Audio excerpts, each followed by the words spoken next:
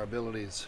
So we're having the Yanmar guys do a professional servicing of our engine, which has never been done since we've owned the boat. Here's the turbo. They've cleaned all this up and repainted it, and cleaned out the heat exchanger, and really kind of refurbishing the engine. And so it's a lot of work on their part, and it's going to be expensive, but it's just one of the necessary things you have to do. Here's our Yanmar tech getting the job done for us. I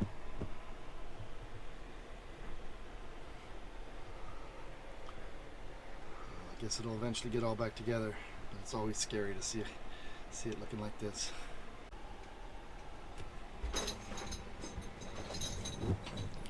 These things are looking a lot cleaner in here. This is Glenn, Yanmar tech, working on the motor and getting it all looking pretty. And just general engine service. Now, if we're in a harbor or in a marina, it just means things are broken. Not exactly that, but that's how it tends to be. That if we're here, we're doing repairs of some sort. And the first indication something might be wrong is seeing our mainsail flaked and folded up on the deck. And that's because I broke this piece of bronze. I've got it all screwed back together right now, but you may remember from Sardinia when I kind of cobbled this thing back together, and now that we're in St. Lucia, I went and got it fixed the proper way. The jack screw that goes up there had broken off at the bottom of this bronze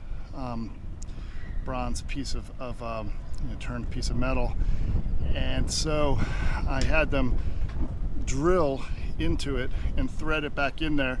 Then we put a grub screw in to keep it from backing back out, and some Loctite, and then put these back in. There's two screws now on either side.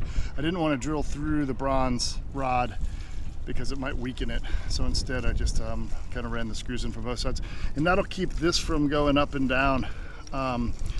We're using this kind of hose clamp here to keep this collar from rising up, but it wasn't really working all that well. So this is going to be better, and then if it breaks again, at least it'll hold too. I think that'll keep it from coming apart. It'll be back to the way it was before. But now I've got my tensioning. I'm able to tension the furler, the foil inside, which I wasn't before, and now it's not making quite as much noise. It turns out this thing has to be tensioned pretty tight in order to work properly. Otherwise it bends the rod back and forth, the adjustment rod, and that's how it broke. So I'm hoping that I'm back there in good shape. We also have our chain all out of the locker here. Not the greatest chain in the world, it's due for replacement. I'm going to replace this line with Dynema, I think, just because it's easy to do. And then also I'm replacing these two shackles just because it's just a service issue. They're due for replacement. And then I'm going to paint the anchor locker. You have the opportunity to fix things, you just have to take that opportunity. If you don't, they just the problems just start to build. They get out of control, and you can't defer maintenance on a boat for too long. Here, for painting the anchor locker, I screwed this brush to the stick I found in the yard, and because I don't want to be sticking my head down in there more than I have to, it's gonna be stinky. Yeah, so this is working out pretty well, I guess. I got the bottom done. I'm gonna let that dry. I'll come back and give it another coat, and then we're gonna take some rust stain remover for these fasteners and such, and to get this all cleaned up too while we have it apart. I'm using that Interlux bilge, gray bilge paint. I guess it's called a bilge coat, and I've heard good things about it. It's an Interlux product, so we'll see. Wendy decided to make scrambled eggs and bacon for Christmas breakfast, and it looks delicious. Yay! Merry Christmas! Merry Christmas! Eat before they get cold or hot. So a while back I got this Dynema to replace the cabling for our davits, and it's probably a good thing I decided to swap this stuff out. Once I decided to take the other side out yesterday, what I discovered was that this is what the cable looked like inside. And this is from having the cable kind of snap and roll on top of itself, and it just abuses the cable. I'm placing all the parts for this in this bucket, and it's tied off here so it can't go anywhere. This is a huge issue for these davits. These parts just want to fly overboard so easily, and so I'm gonna start the process of taking it apart. I dread doing it. Meanwhile, this is what the winch looks like, and the trick is going to be to pull all this wire out and get it out. It just kind of slips in here, and that'll be the next part of this, is to unwind all this as much as we can. I've got the cable pretty much unwound. I'm going to undo this grub screw, pull it out, and then it'll be time to install. Basically pull this through first of all and get ourselves Dynema back on this side, and then we'll put it into the winch.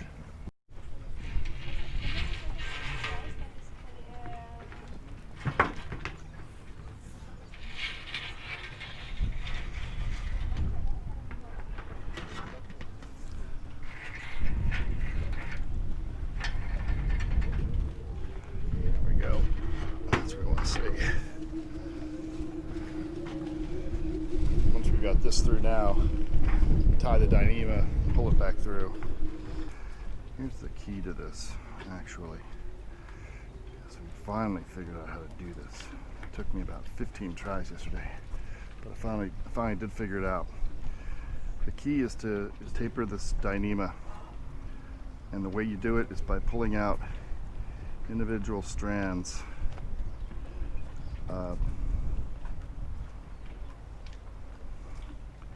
By doing so, you can make it quite a bit thinner on the ends.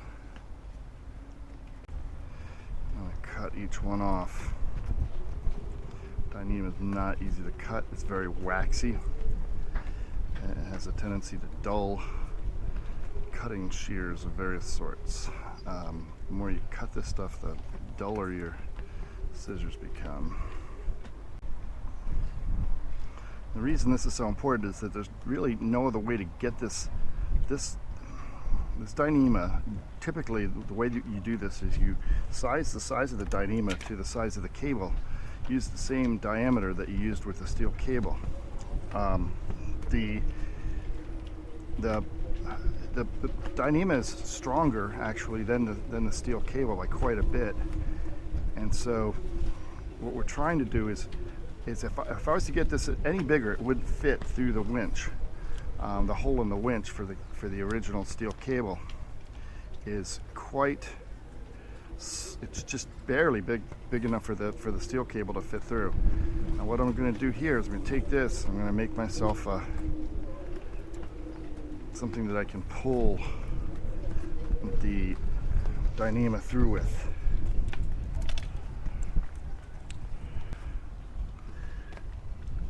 Thickness. Push that guy through. Hopefully I can get that all the way in. As you can tell, it really does not like to go through.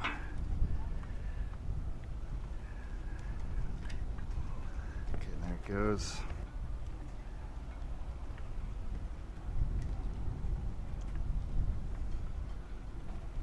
And there we go. I've gotten rid of the grub screw. I'm not going to use that anymore. I'm just gonna tie a double knot, basically a stopper knot, on the back end of the Dynema, so that I have the full strength of it. I'm going back to the area that's full thickness, and I'm going to cut this part off.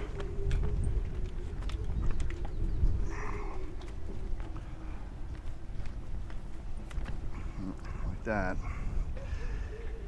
And then I'm going to whip this knot so that it can't untie. So yeah, I'm going to put a couple stitches through there. This stuff is notoriously waxy and likes to untie itself. So you got to make sure that can't happen.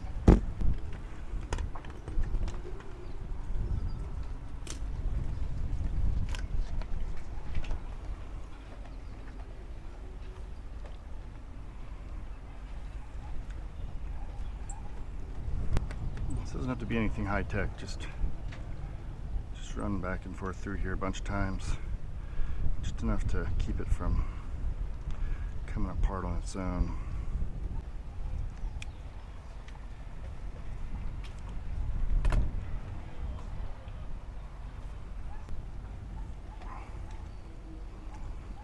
Just like that. We're not going to use the grub screw. I'm leaving that out. There's no need for it.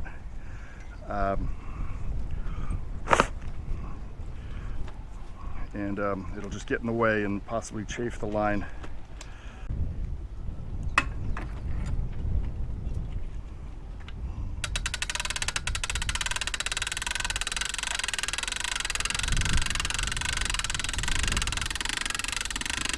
Okay, let's give it some tension while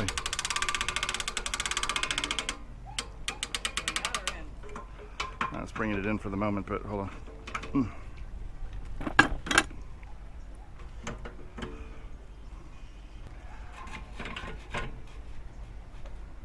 Okay, there we go.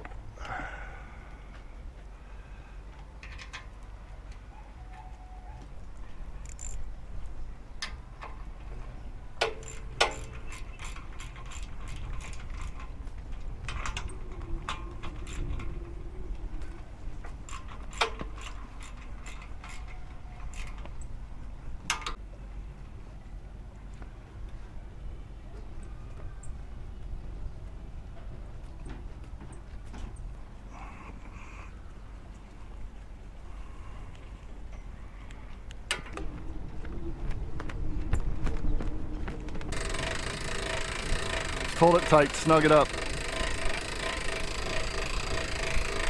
As part of this whole cleanup of the whole chain locker area, I had Wendy clean up this plate, and I took the little lines and whipped them on the end so they won't come apart, and just replaced all the fasteners. I'm getting all new fasteners here, so just so that it's as clean and nice as I can get it. I'm tired of looking at it and having it be kind of ugly. And then I repainted the inside with international, bilge coat paint, and so that's nice. And we're I don't know, just a little at a time, getting the place cleaned up. I'm gonna replace new shackles up front. These are starting to get a little ugly. And so I went and got some new rated shackles. They're just, most of the rated shackles have a painted pin, either yellow or red. These are the yellow version. They're plenty good, but they don't last very long. You just have to replace them. They're just a couple of seasons. And of course, make sure that you've got seizing wire on them. These seizing wire on the shackles take a lot of beating because they run around. It's best to use 2 sets of wire, in all honesty, and that's probably what I'll do. Back in Greece, I'd cut this last link off, and this is a new link, because again, these links take some pretty good abuse too. There we are. Got this all cleaned up. We got some shackles that are nice and swaged. I ran the wire kind of double. It tends to get caught in there. And that's the place where it kind of breaks free if you're not careful. So I always inspect that, keep an eye on it, and make sure that the swaging hasn't, or the seizing wire has not gotten damaged somehow. But doubling it up seems to help a bit, and keeping it kind of up on this section, the curved section, is the other part to it. The other thing I did was I ran this to Dynema. This may not look very strong, but this stuff is amazing. And this is just basically the cutaway part. If our anchor chain runs all the way out, you want to make sure that it doesn't just completely run out the end and disappear. If you ever have to cut away an anchor chain, by the way, that's what this is designed for, so you can cut away. You want to make sure you put a float on the chain first, so you can come back to it and get it. Otherwise, you'll never find it again. So tie a fender to it, whatever, before you toss it overboard, and then you'll be able to loop around and come back and get the thing. You can see I'm sweating as you do whenever I have a project underway. And it doesn't help that I'm in the Caribbean where it's really, really hot. But it's kind of that time again. We really used and abused this genset on our crossing. 5 hours a day for 19 days. Keep the battery banks filled up. And so it's oil and filter change time. Just absolutely a must for these engines to have regular oil and filter changes, and they just will not last. Diesel engines run so much dirtier than regular gasoline engines. They've got a lot more compression, and they just are dirty engines.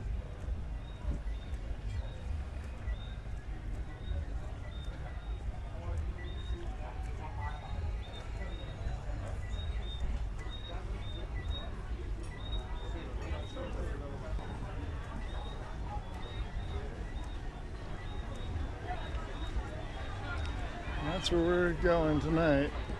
It's New Year's Eve, and we are in Rodney Bay. Oh my God, it's Kevin. And what are we having for dinner tonight? Thai food. Because everyone should have Thai food when they're in the Caribbean. Exactly. Here.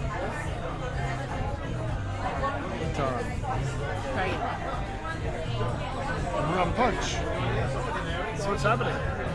It's New Year's Eve, and we're in Rodney Bay in St. Lucia. And we're going to ring in the new year with some rum punch and some Thai food, and hopefully some fireworks right out here. Yeah, that's what the real deal is about. We're upstairs at the marina, so we should have a front row seat for the fireworks later on. It's 2021, no, 2020. What year is it? 2020. 2020, 2021, whatever it takes. Don't wait. Exactly. How many rum punches have you had? 14? Uh-oh. There's a girl I can take advantage of.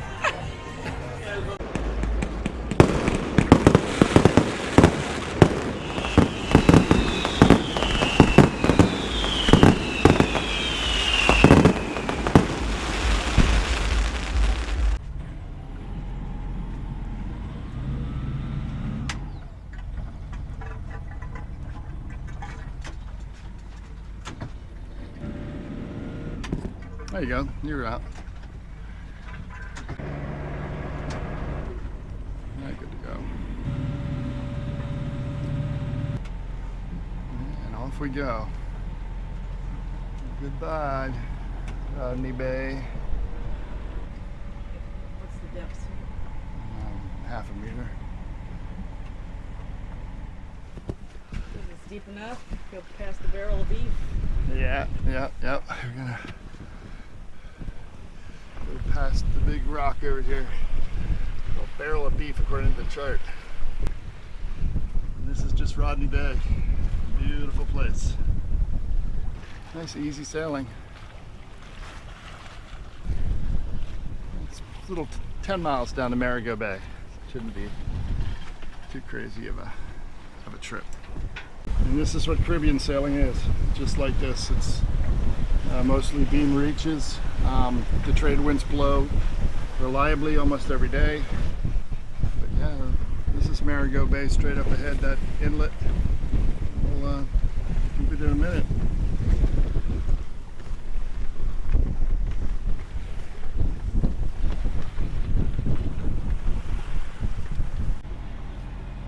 Doesn't look like it would be 9 meters under the keel, but that's what it says.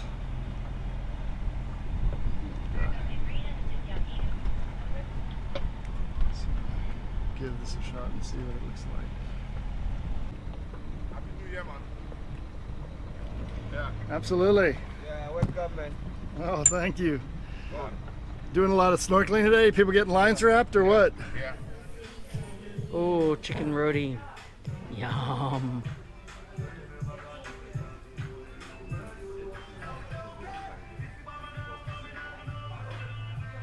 So chicken roti is kind of a, well, they make them in shrimp and beef and chicken, but vegetarian even. But they're basically a yellow curry with potatoes inside. It's kind of a West Indian thing, and very good. We haven't had them since we were in the BBI. How's yours? Very good. Yeah, it's great. Do a little berry. Yeah.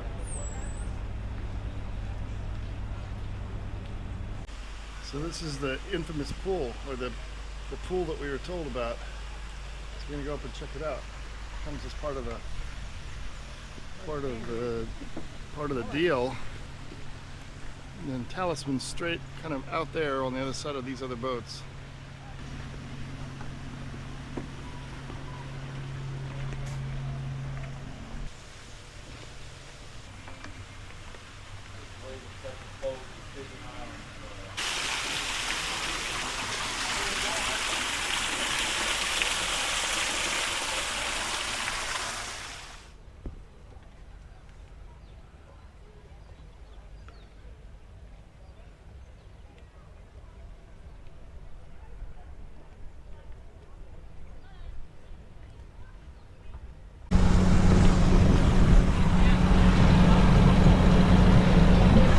Talisman, this is Rodney Bay Marina. You may proceed into the marina and stand by 10 for your slip confirmation. Do you copy? What you doing, Kiev?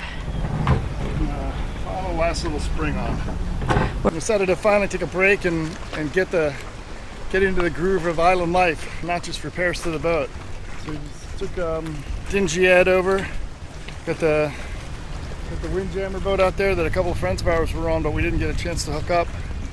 And it's just absolutely gorgeous here. I'm really, really enjoying it. We're going to go up to the fort, up to the old fort up there, and check that out, and then we'll come back and do some snorkeling. This is the cemetery.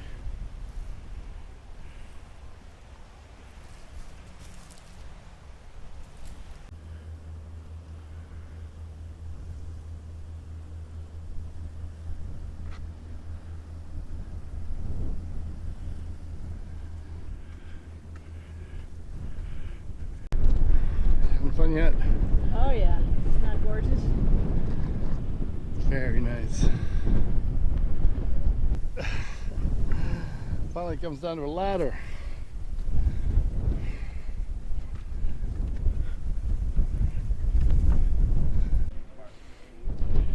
Big cannons. High quality concrete work here. A little under engineered for the weight of that cannon. There's Martinique on the horizon. That's where we'll be going next.